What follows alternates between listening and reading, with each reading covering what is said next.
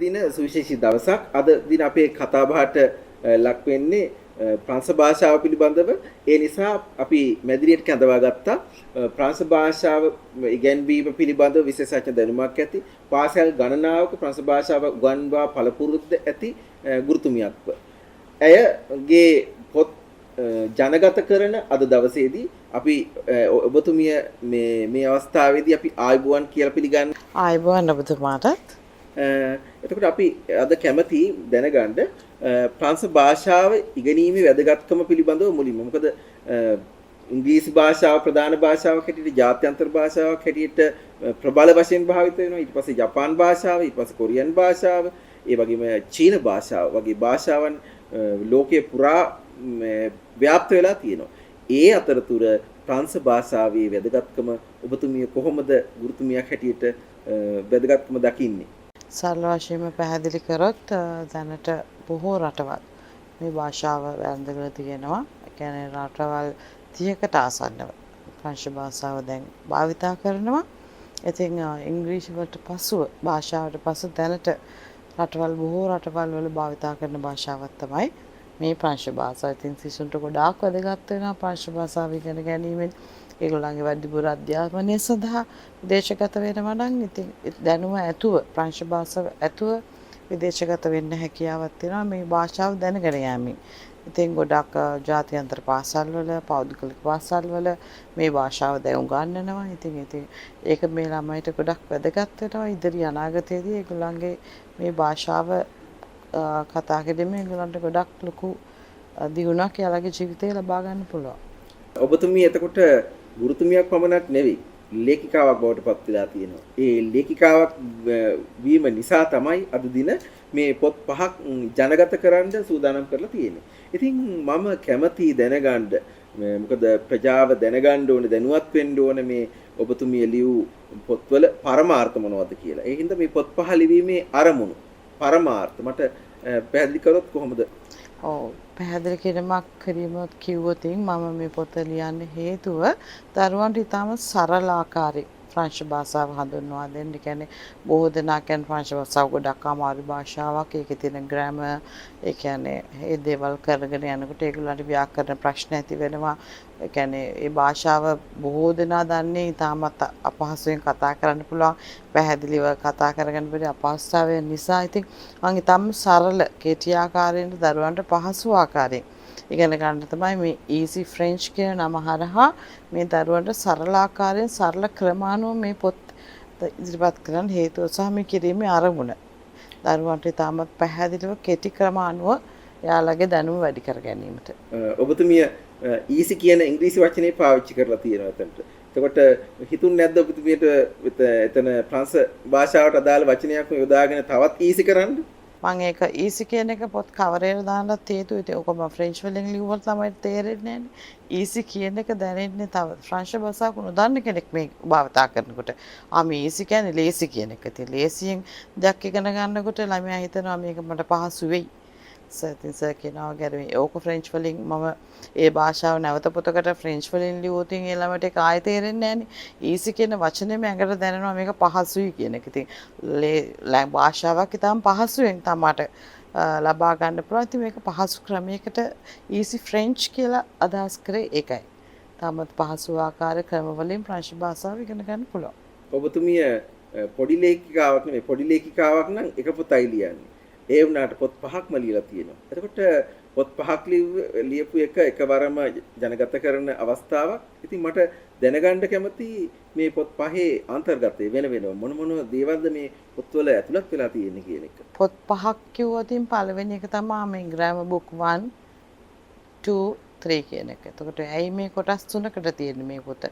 එකම පොතකට අරගන්න නැතුව ඉතින් ඒක අන්තර්ගතයේ කොටස් වශයෙන් එක පොතක පාඩම් 15 ගානේ පොත් තුනක් තියෙනවා. ඒක කියන්නේ සාමාන්‍යයෙන් අපි ගත්තොත් noun එකක් නාමයක් අරගෙන ඒක පැහැදිලි කරනවා. දැන් ෆ්‍රංච් භාෂාවේ ගොඩක් වෙලාවට ස්ත්‍රීලිංග පුරුෂලිංග කියන දේවල් තියෙනවා. ඒ කියන්නේ noun එකක් හඳුන්වා දෙනකොට ඒක මේ මැස්කියුලින් ෆැමිලින් ජෙන්ඩර් එකක් තියෙනවා.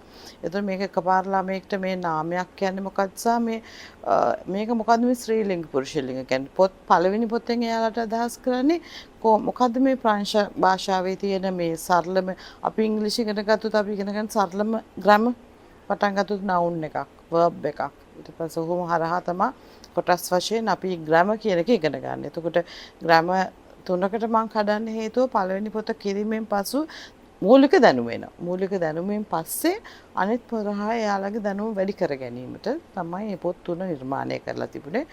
vocabulary කියන පොත, වචන පොත භාවිතා කිරීම කියන්නේ ඒක නිකන් මිනි ඩික්ෂනරි එකක් වගේ. වචන දන්නේ නැතුව අපිට භාෂාවක් ඉගෙන ගන්න බෑ. විශේෂයෙන්ම අපිට එදිනෙදා හම්බෙන දේවල් දකිද්දී අපි දැන් පෑනට, පැන්සලට කියන්න අපිට වචන දන්නේ නැත්නම් අපිට වාක්‍යයක් හදාගන්න බෑ. සරල වශයෙන් කිව්වොත් මේ පොත තියෙනවා මේසේ උඩ. ඉතින් උඩ කියන්නත් එයා එතන on in under කියන prepositions දැනගෙන ඉන්න ඕන. ඉතින් වචන දැනීමට vocabulary පොත භාවිතා කරනවා. ඒ හරහා work book එක ක්‍රියාකාරකම් පොතෙන් කරන්නේ එයා වාක්‍යයක් ගොඩනගනවා. vocabulary පොත උපකාරයක් වෙනවා. ක්‍රියාකාරකම් පොතෙන් එයාගේ දැනුම වැඩි කරගන්නවා. එයා වාක්‍යයක් හදන්න, වාක්‍යයක් ලියන්න, වාක්‍යයක් කියන්න. කියන්නේ පොත අවසානයේ මගේ අරුමුණ වෙන්නේ දරුවෙක් කොහොමද තමා ගැන වාක්‍යයක් ලියන්නේ. තමා කොහොමද මේ වාක්‍යයක් ගොඩනගන්නේ කියන එකදී ඔය පොත් දෙක හරහා එකතු වෙ අවසානයේ වෙන්නේ එයා යමක් ප්‍රංශ භාෂාවෙන් තනියෙන් ලියන්න එයා හුරු කරගැනීම තමයි. ඊළඟට ඇත්තටම වැදගත් ඔය කතා බහ ගොඩාක් වටිනා කතා බහ. මේ පොත් පහක් ලියලා මේ පොත් පහ සිසුන්ට වැදගත් වෙන මේ ඔබතුමියගේ සිසුන් සහ රටේ සිසුන් ජාතියේ සිසුන්ට මේ පොත්වල වටිනාකම කොහොමද ලබා ගන්න කොහොම වැදගත් වෙන්නේ මොන ආකාරයෙන්ද කියලා අපි කොහොමද කියන්නේ වැදගත්කම නැවත මට කියන්න තියෙන්නේ ඉතාමත් සරල ආකාරයෙන් මේක ඉගෙන ගන්න පුළුවන්. ඉතින් ඉස්ලාම අපි ඉංග්‍රීසි භාෂාව අපි ඉගෙන ගන්නේ ඉංග්‍රීසි හෝඩිය. ඒ වගේ මේ ප්‍රංශ භාෂාවේ හෝඩියෙන් පටන් අරගෙන එයාව ගෙනියනවා අවසානයේ වාක්‍යයක් තැනීම සඳහා. ඉතින් ඒක අර ඒ ළමයාට වැදගත්කමක් වෙන නිසා අර අපි කිව්වොත් එයා ඉගෙන ගන්න ඇල්ෆබෙට් එක ග්‍රීටින්ග්ස් වගේ දේවල් ඒවා ඉගෙන ගත්තට පස්සේ ස්ටෙප් බයි ස්ටෙප් එකෙන් පියවරින් පියවර යනවා වචන හරහා වාක්‍යයක් ගොඩනගනවා. අවසානයේදී තමයි එයා වචනයක් කියවීමට උත්සාහ කරන්නේ. ඉතින් අර මූලික ආරම්භයට ඉතාමත් ප්‍රයෝජනවත් වෙනවා. ඇල්ෆබෙට් එක. ඒ කියන්නේ භාෂාවේ මුලින් ඉඳලම අවසානයේ දක්වා එයාව ගොඩනැගීමක් තමයි මේ පොත් හරහා සිද්ධ වෙන්නේ. මූලික දැනුමෙන් එයාගේ උපරිම දැනුම කරහා මේ පොත් එයා භාවිතා කිරීමෙන් එයාගේ ප්‍රංශ දැනුම වැඩි කරගන්න පුළුවන්.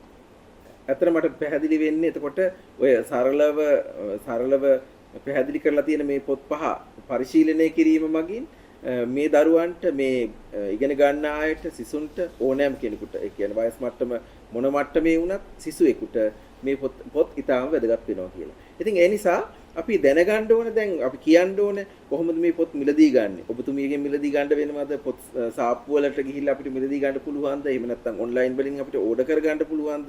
කොහොමද කියලා. මොකද මේ පොත ගැන බලාගෙන ඉන්න බොහෝ දෙනෙක් සමාජයේ ඉන්න පුළුවන්. සිසුවන් හැටියට සමාජයේ ඉන්න පුළුවන්. ඉතින් ඒ නිසා අපි ඒ අයට දැන ගැනීම සඳහා ඔබගේ අදහස ඉදිරිපත් කරමු. කොහොමද මේ පොත මිලදී අරගෙන දැනුම වැඩි දියුණු කරගන්නේ, ප්‍රංශ භාෂාව දියුණු කරගන්නේ සහ ප්‍රංශයටම ගිහිල්ලා ප්‍රංශය අරන් ලංකාවට එන්නේ කොහොමද කියන එක අපිට ඇත්තටම කිව්වොත් කොහොමද කරගන්නේ මේ පොත් හරහා කරගන්න පුළුවන් වෙනවා. ඉතින් එහෙම අපිට පැහැදිලි කිරීමක් කළොත් වැදගත් වෙනවා. ඔව් පොත් ලබා ගැනීම පහසුම ක්‍රමය තමයි Easy French ආයතනය. ඉතින් ඒ ආයතනය හරහා ඔයාලට පුළුවන් ෆ්‍රෙන්ච් පොත් මිලදී ගන්න. ඔව් සකියුව වගේ අන්තර්ජාලය හරහා ඒක ඔන්ලයින් ක්‍රමයටත් අපි සල්සලා තියෙන පොත් ලබා ගන්නට. ඉතින් අපේ contact numbers තියෙනවා. ඒ වෙබ්සයිට්ස් වලට ගිහලා බලන්න. බලුවාට පුළුවන් ඉසාමත් ලේසිම ක්‍රමය තමයි Easy French ආයතනය හරහා පොත් ලබා ගැනීම. මුල් අවදියේදී මම මගේ හරහා තමයි මේ පොත් සියල්ල බෙදා හරින. ඉතින් ඒ හරහා පොත් ලබා ගන්න පුළුවන්. ඔව් එසේනම් අද ඊටාම වැදගත් දවසක් මේ ඔබතුමියගේ පොත් ජනගත කරන අවස්ථාවක්. ඒ ජනගත කරන අවස්ථාවේදී ඒ විද්‍යාර්ථීන්ට ඒ ඉගෙන ගන්න අයට ස්ටුඩන්ට්ස්ලට මේ ඔබතුමිය දීපු අදහස් ටික බොහොම වැදගත් වෙයි කියලා මම ගොඩාක් හිතනවා. ගොඩාක් දුරට විශ්වාස කරනවා.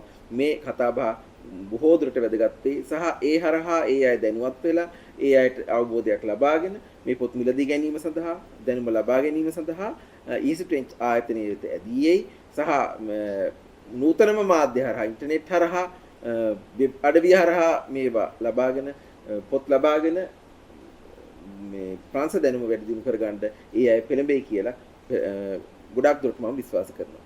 ඒත් එකම අපි කතා බහට සමු දෙනවා. ඔබතුමියට ගොඩාක්ම ස්තුතියි මේ අවස්ථාවට සම්බන්ධ වෙලා ඔබතුමියගේ මේ පොත් පිළිබඳව හඳුන්වා දීම පිළිබඳව ඒ වගේම ඔවුන්ට මෙහි වැදගත්කම වටහා දීමට ගත කාලය වැය කිරීම පිළිබඳව පැහැදිලි කිරීම සඳහා කාලය යොමු කිරීම පිළිබඳව ස්තුතිවන්ත වෙනවා. ආයිබෝවන්. ඔබතුමාට බෙහෙන් ස්තුතිවන්ත වෙනවා. ආයිබෝවන්.